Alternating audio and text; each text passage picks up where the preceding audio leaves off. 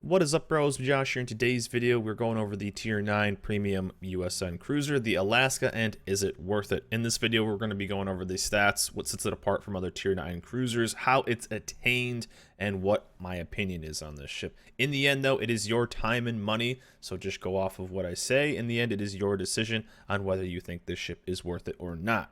So let's discuss the elephant in the room and talk about the purchase price of the USS Alaska in the premium store. Wargaming has started to add more and more Tier 9 premium ships into the premium store to allow another way of achieving this ship. However, with that higher tier comes a higher price tag. And as you see right here, between $70 and $80, depending on where you are. This is in USD, so convert it to whatever currency you use. But in the end, a very short answer, is this ship worth it for the purchase price? No. I don't think any ship in this game is worth anywhere near this price. However, it is your money in the end, so if you do want to snag it and you have that, definitely go for it. I just personally don't think it's worth, or any ship in this game is worth, that purchase price, simply put, especially when there is another way to achieve this ship, which is through free XP. So what you're going to want to do is go over to your tech tree, click on tech tree, go to USN, and then scroll down and you will see the USS Alaska being purchasable by free XP.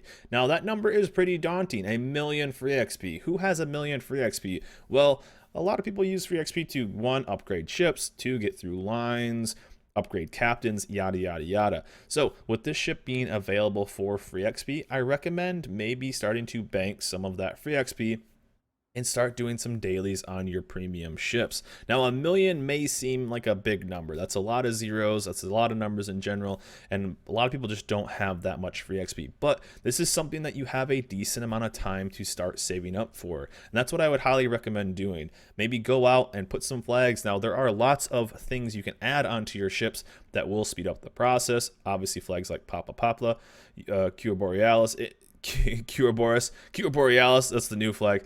Anything that's going to add XP or free XP is fantastic. Leviathan, obviously, even Equal Speed Charlie, and on top of that, camouflages that are going to add tons of free XP is just going to be amazing. If you're having those spring skies, that's awesome. Obviously, look for opportunities to get multiple or multi-chance or multi-percent on your wins. We just went through a whole weekend of having 200% wins. This is going to speed up your grind extremely fast. However, this is something that I would put on the back burner for a little bit. The Alaska is that pot of gold at the end of the rainbow. So what you're going to want to do is kind of focus on just playing your daily wins, getting that daily bonus, getting that extra little bit of free XP, using your flags, maybe play your high tier premiums every day, get that daily win. And then all of a sudden you're going to peak up and see that your free XP level is getting higher and higher and higher. Now you're going to be tempted to maybe throw some on a ship to upgrade the hull, blah, blah, blah. But hold on until you get the Alaska, because it's definitely worth it. So purchase price, no. Free XP, yes, because it's the best part about free XP is it's free. It's just going to take time. It won't take money. Obviously, if you have some doubloons and maybe you're getting close and you just had enough and you want to convert some free XP or XP into free XP, you can do that with doubloons. I would probably maybe throw some at it if you need to, and do the majority of it grinding your ships. This is something that you want to keep on the back burner, not focus on it, because if you focus on it, it's going to go extremely slow. However, if you kind of forget about it for a bit, magically you're going to have enough for an Alaska, and then you'll be out playing the Tier 9 Premium Cruiser.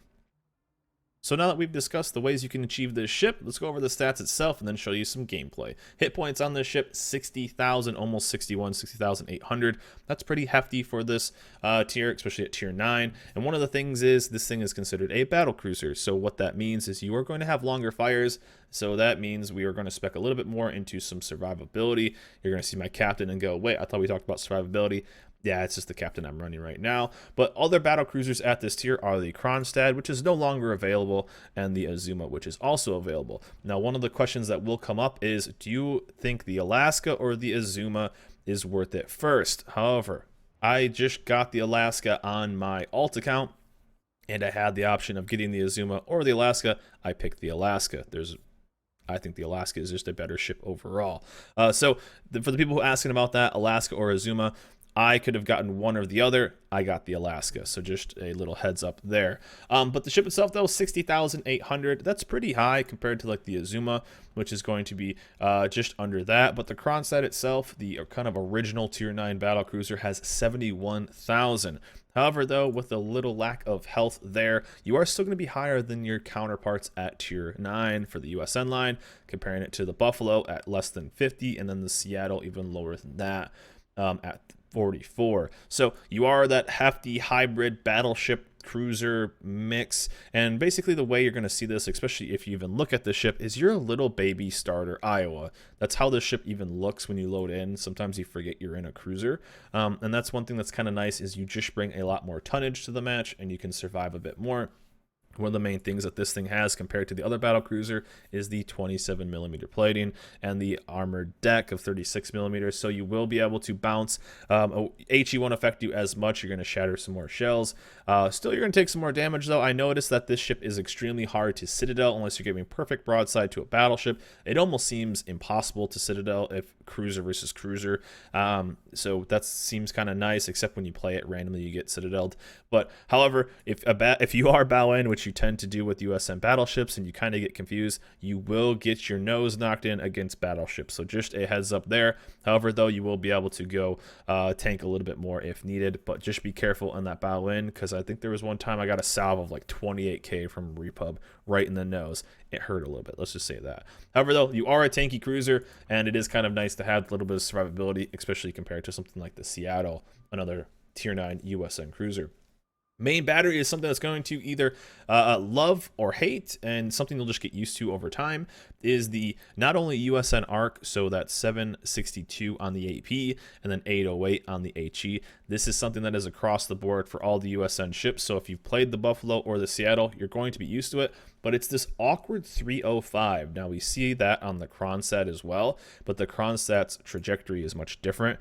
It's much faster. It's that Russian speed, 900 meters per second. So these are going to be lofty, and this is going to be what, in my opinion, is a little bit of inconsistency from the Alaska until you kind of figure it out. It seems like either you get full citadels or kind of overpens. It's no real in between, either a dev strike basically, or a bunch of overpens. That's because these have a high arc as well as a fairly big caliber. But man, when these shells hit, they hit. And since it is a battle cruiser, your AP damage is going to be pretty high, and you can dev strike cruisers and even pick on some battleships, which I'll show you in gameplay as well. AA defense, well, secondaries really aren't anything. You're a cruiser. You're still considered a cruiser, so you're not going to be going any secondary builds. AA is actually pretty solid. It is a USN line, so the AA is going to be good. You can definitely buff it up a little bit more than I did. Maneuverability, 33 knots. Pretty quick for a cruiser, since it still is. Turning the circle, 850 meters and 13 seconds on the rudder shift. And fairly stealthy at 12.2 kilometers, comparing it to the Kronstadt. That is going to be at 12.7. So you are a little bit slower than the Kronstadt, not too much, but also detectability by air, or detectability by sea, is a little bit lower. Now, I am running John Doe. If you have Halsey, Halsey is a fantastic captain for this, because not only are the buffs with Halsey awesome on this, but the expert loader and expert marksmanship are fantastic on John Doe. You can pick those up in both the armory, the Doe brothers, either for doubloons or coal. Highly recommend it for this ship. This is the build we are running right now. So this is obviously my preference of build. With priority target, we picked up the bonus expert marksmanship. Now you see we don't have adrenaline rush. This is just what I ended up being able to pick here. This is what I decided to run with. I picked up the superintendent because we want that extra radar and heal, both huge, and then concealment expert first.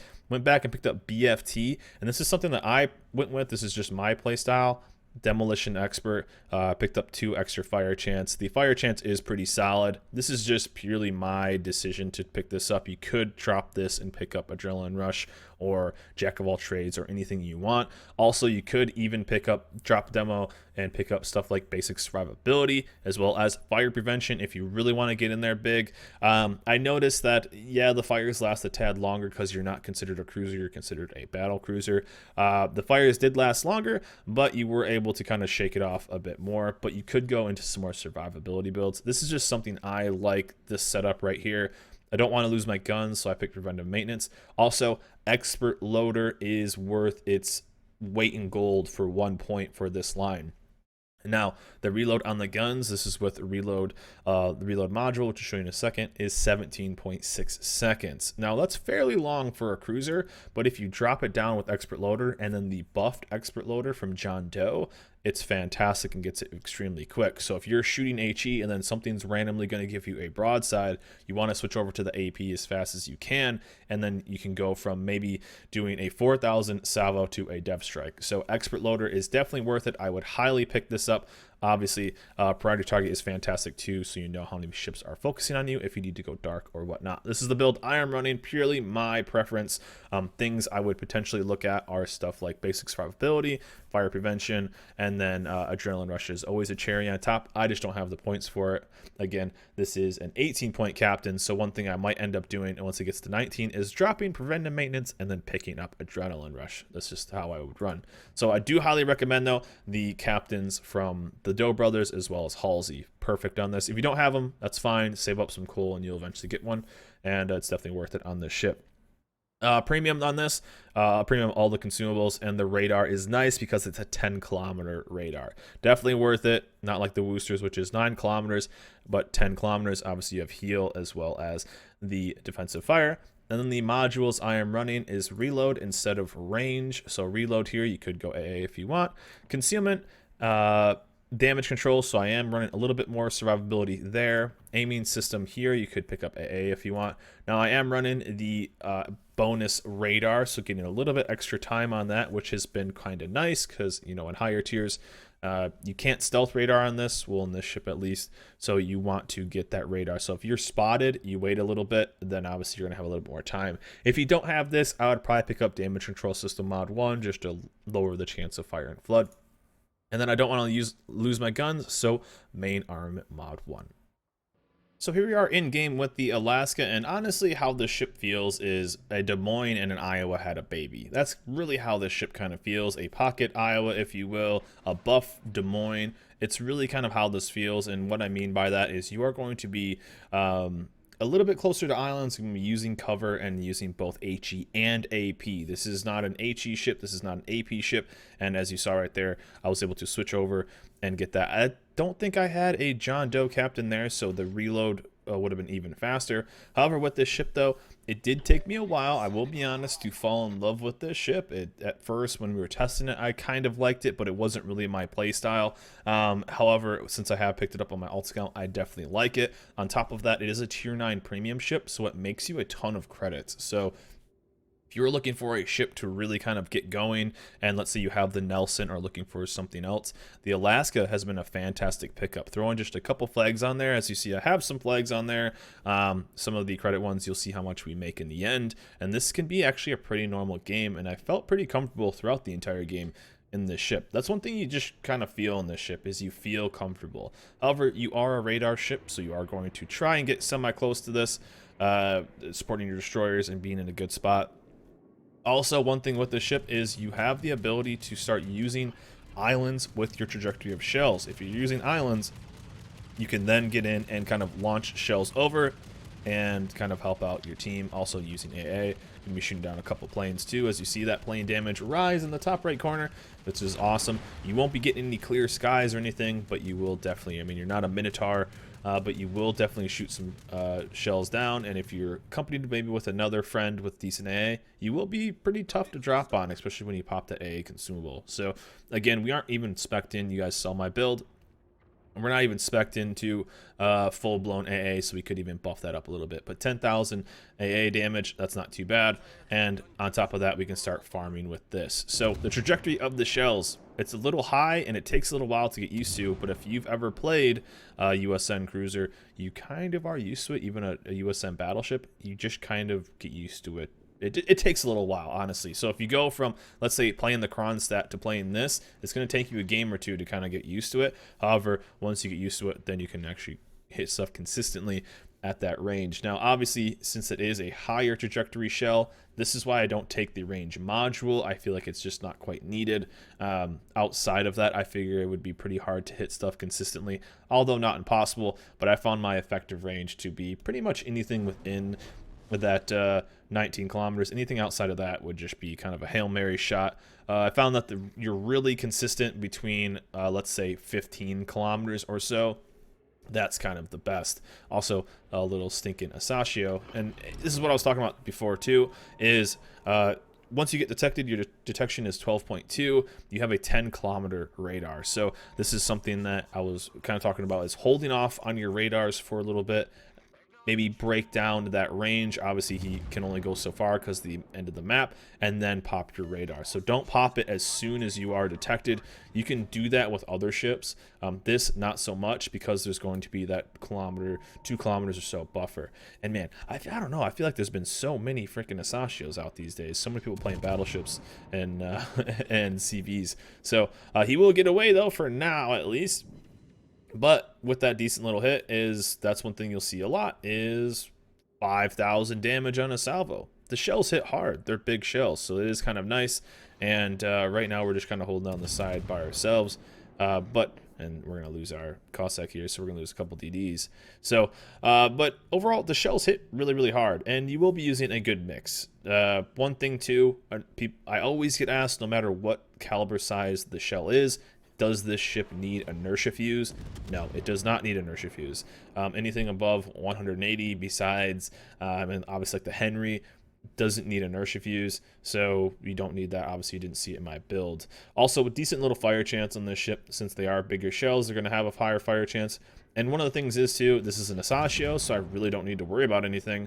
I'm just kind of trying to screen for this, because since I am a battlecruiser, I'm still considered a cruiser, so I'm not a battleship, which is kind of nice. So he's kind of useless against me unless he wants to gun it out.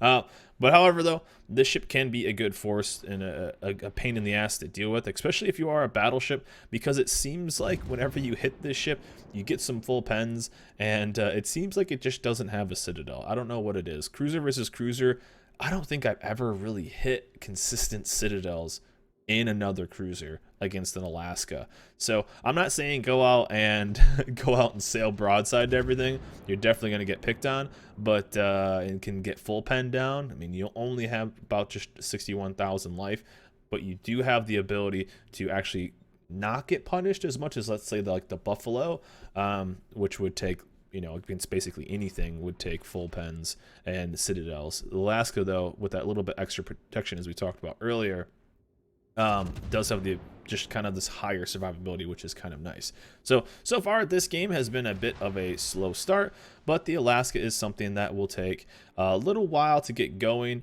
and then what it does is this is really kind of like a fantastic second half ship. And we see just outside our range, so a bit of a bummer there.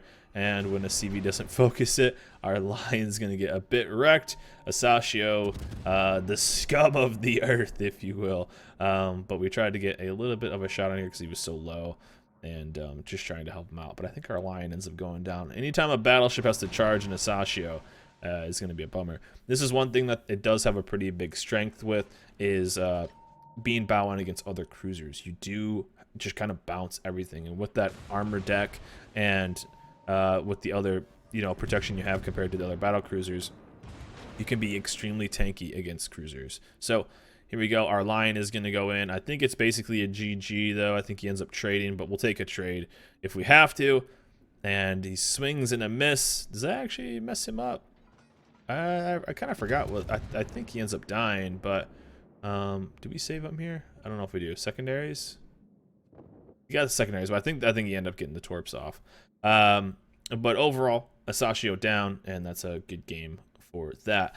But still, we're doing okay with this ship, but we see a situation where we can start punishing ships, and we can start kind of making a push ourselves. I've found that this ship is extremely good at holding down flanks, also pushing other broadsides, because if you're holding down flanks or being so focused, or teams are so focused on you, or not focused on you, and you can punish their broadsides. As you see, going against 203s, we are taking full pen damage, but we aren't taking citadels. If I was in a Buffalo, this would be another situation. I'd probably be going back to port. But here, we are taking that full pen, so 3,800 to salvo, but we have the extra life to make it worth it. So, and also we have our heal to heal up, and here we go. So we kind of gave a little bit of extra life to this Prince Eugen, but I didn't want to I would want to get a little bit closer to the end. So we get snagged that kill right there, and overall, we're going to start pushing towards the cap. Now, things that this thing does extremely well against. Cruisers, this is going to obliterate, and then obviously with the HE and the AP, battleships are going to be a big problem. Or having to deal with. You will Citadel battleships. If you can get into situations where you get close enough, you will Citadel the ever-living hell out of battleships. One of the things that this thing can do is actually get, because it is so fast, 33 knots as we talked about it. That's not even including the speed flags or anything like that. Is if you can get in and kind of make or juke that salvo and you sail broadside, you will absolutely destroy battleship broadsides. And here we're going to see that first little sign. We've been mainly shooting a GL game. We're going to see this AP at work against this Neptune. And I mean, Neptune against kind of anything broadside is kind of laughable, but any kind of angle with this, you're still going to absolutely wreck. And we're going to get some decent dispersion here and a nice little chunker on this Neptune. There we go. So again, since we are the bigger caliber, we are a battlecruiser, our citadels are going to carry more weight. So they're going to hit harder. As you saw, a 25k salvo on only 2 citadels was actually a pretty good salvo. And also you're going to see some AP against broadsides. Now, if I am from long range, I would be using HE on this, but since we're closer, it's AP all day. 305s are no joke, and it is a caliber that has an awkward sweet spot for a lot of armors, and you can really pump in a lot of damage. Again, every 17 seconds or so, you're going to be pumping in. I could have got a little bit closer here, but since I'm the only person kind of south side, I didn't want to kind of throw away my ship. And he's kind of angled a tad in, so we went for the upper armor belt. Still, at this point, I think during this video, I was still getting used to the armor a little bit. But as you see right there, 2 full pens for almost 6k. That's pretty dang solid. So we're trying to get in, and I think I was trying to set up the citadels. I think we ended up snagging one in here, but already went from, what, 30k to almost 70 in a couple salvos, and still aiming a tad high. Getting used to it, but a nice little 10k salvo. It's gonna do some work against battleships. One of the funniest things is to kind of push in against battleships that miss their salvo or are off, and I think we finally aim. I think that's even still a little bit high. But there we go. So that's what I'm talking about. That's a 21k salvo that not many other cruisers can really do. Yes, the USN AP is pretty solid, but this is the type of damage that the Alaska can do close range against other ships. And obviously the Neptune stood there for a little too long. We'll give him a little love tap as he's leaving, and another nice 22k salvo on him. And we're just going to keep nose in, and that's the strength of this ship. Now, I think we even went against like a Musashi at one point, and we tried to cheek him, and you do have to be pretty close for that. But obviously, a nice little play right there with the radar. Got him killed. It is kind of nice to have these tools, and even at range, you can get some citadels on some battleships, so it is definitely kind of worth it. But HE has its time and place for this. AP also does. I really can't kind of overstate that. If you are focusing on only one shell type, you're doing it wrong. Use and abuse the shell types in their perfect situations. Broadside, hit it with some AP. Close range, hit it with some AP. But if they're kind of angled in, use that HE. The HE, high fire chance, high alpha damage, which is the best part. Just an overall really good ship. Those 305s take a tad to get used to. That was one of my biggest critiques when we first saw the ship, was it takes a bit to get used to, because you think that something's going to happen. What seems like a normal citadel doesn't really end up being a normal citadel. What seems to be a like what you think you would get on a normal citadel doesn't really happen all the time, but sometimes you get these other random citadels or massive salvos that just don't end up doing, you don't expect it to do the damage, and then it does a lot of damage. It's kind of weird. It takes a little while, and there you also saw I was broadside with that Yamato and didn't even take a citadel, so that could have just been random. And as you see right here, I don't know why I aimed there, because he was going backwards, that's why. So I tried to maybe get some damage in, still got some full pen. But once this guy goes down, we can go in. But I wouldn't feel comfortable doing this with a, let's say, a Buffalo, or, you know, even a Kronstadt. But I do feel comfortable making a push like this with an Alaska. So there is that kind of sense of security with this. And so what we're going to do right here is, my plan was to hopefully Citadel the ever living hell out of the Midway, kill the Midway down, and then throw our main turrets on the Iowa, so we can hopefully get some cool footage for a video. It kind of happens. I was hoping he would sail more broadside, the Iowa that is, but again, just overall a fantastic ship, and really enjoy playing this, on top of it just being a great money maker. Right now there are 3 battle cruisers at tier 9. Again, the Azuma, the Alaska, and then the Kronstadt was one that is no longer available. But again, going to the question of Azuma or Kronstadt, and there's a nice little 24k salvo, and I was hopefully trying to juke this out. Now he missed his salvo, so I was trying to get extra sneaky and maybe go for a dev strike, but didn't quite give me the salvo I wanted. And we hit a nice little 5k salvo and the game ends, so at least we don't die on cam. But it kind of went how I wanted it to. We actually would have got the extra salvo on top of that before his reload, so maybe would have survived there. I'm not quite sure. So again, Azuma or Alaska. I had 1,000,000 free XP and I bought the Alaska, and I'm happy with that. So Alaska or Azuma, I think the Alaska is the better pickup. Azuma is one you can definitely grab if you want. I just prefer this ship over the Azuma. I think it's a better ship overall. It's a radar ship. It has higher AA. Its guns are great. It's tanky. You can't really go wrong with the Alaska. So quick little recap. For the purchase price, I do not think it's worth it. For free XP, 100%. It's basically a free tier 9 premium. You can make a ton of credits on, ton of experience, and it's a fantastic trainer for both cruisers as well as battleships. So you can have a kind of a 2-for-1 with this ship. You can even throw in destroyer captains if you want. Obviously, the John Doe and the Doe brothers are going to be perfect for this ship, and Halsey is also a fantastic ship. If you have those, or a fantastic captain for the ship, if you have those, definitely I would recommend it because the expert loader buff is nice. So definitely use those. But anyways, guys, want to make this quick little video on the Alaska, my newest toy on the alt account. Obviously, we had it on the main account already, and definitely enjoying it and throwing it into the rotation of daily wins. But anyways, guys, that's it for me. Hope you guys enjoyed this video. Hope this video helps you out on your purchases for premium ships. But that's it for me. Hope you guys enjoyed the video. Remember, like, subscribe, and I'll see you guys next time.